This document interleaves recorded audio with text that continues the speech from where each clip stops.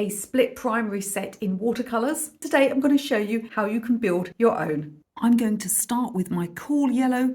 This is Hansa. You can use lemon. For my warm yellow I have diarylide.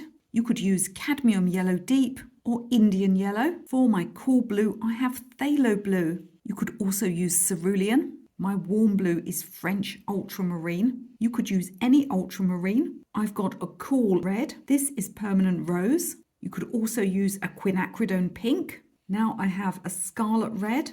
This is pyrrole red. You could use cadmium red or vermilion. This is yellow ochre.